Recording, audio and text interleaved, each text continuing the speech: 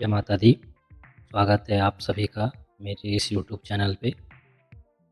जैसा कि आजकल नवरात्रे चल रहे हैं, आज है नवरात्रि का 5वां दिवस, 5वीं रात्रि और क्रम से जैसे कि हम जानकारी प्राप्त कर रहे थे, उसी क्रम से आज 5वें दिन सभी व्रत उपवास करने वाले, साधना करने वाले भक्त माता, स्कंद माता का आज पूजन, आराधना करते हैं। मतलब नवदुर्गाओं में आज स्कंद माता स्वरूप की भक्ति की जाती है।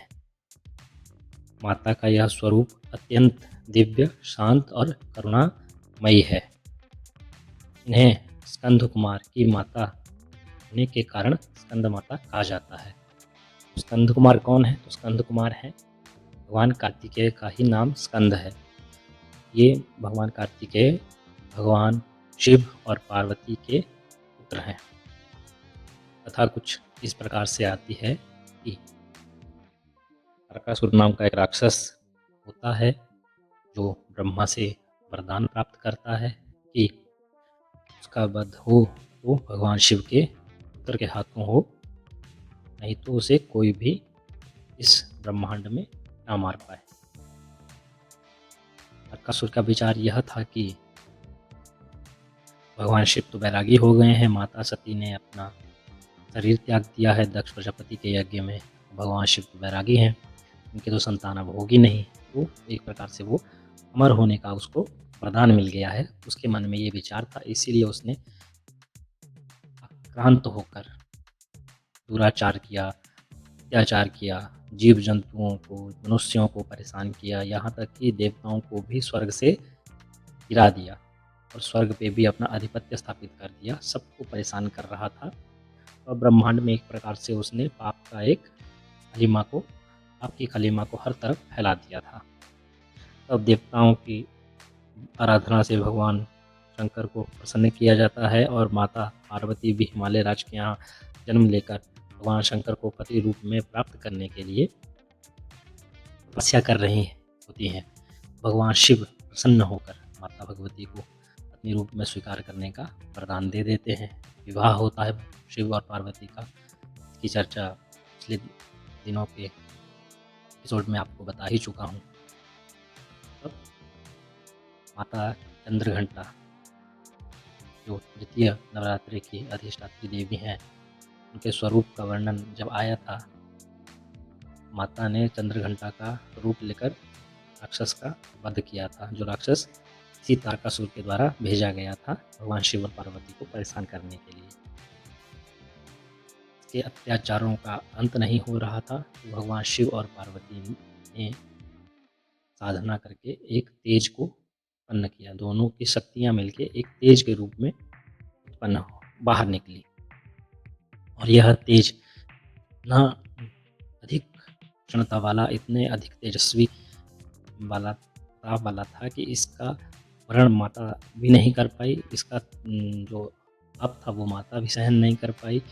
तो उसको सुरक्षित करने के लिए देवताओं ने अग्निदेव को आगे किया कि आप इस तेज को अपने अंदर समाहित कर लें, परंतु अग्निदेव भी उस तेज को अपने अंदर समाहित नहीं कर पाए। तो माता गंगा के पास उन्होंने उस तेज को दे दिया।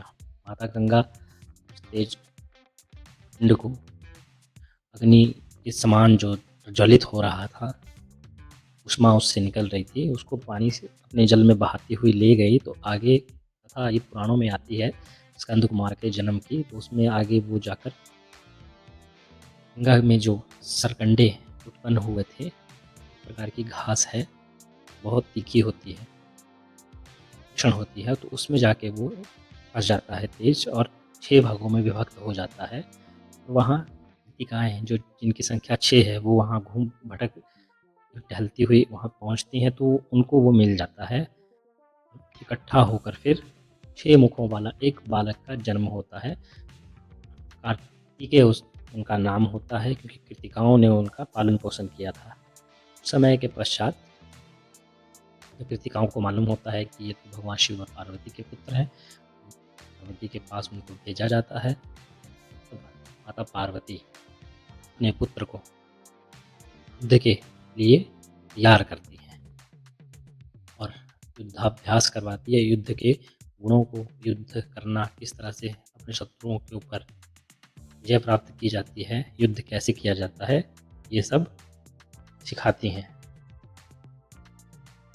इसीलिए इन माता का नाम स्कंद माता है और इनके स्वरूप का वर्णन करें तो माता चतुर्भुजा है, को चतुर्भुजा माता भी कहते हैं और माँ ने कार्तिकेय को अपने हाथों ने एक हाथ से पकड़कर गोद में बिठाया हुआ है और दूसरा हाथ माता का वर मुद्रा में है और बाकी दाएं और बाएं के एक-एक हाथ में कमल पुष्प माता ने लिया हुआ है।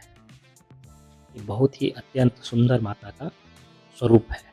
आगे माता के उपासना और साधना की बात करें तो स्कंद माता की उपासना करने से साधक को सौभाग्य, समृद्धि और संतान सुख की प्राप्ति होती है। भक्तों की सभी मनोकामनाओं को पूर्ण ये माँ करती है और जीवन में आनंद, शांति, उन्नति को भर देती है।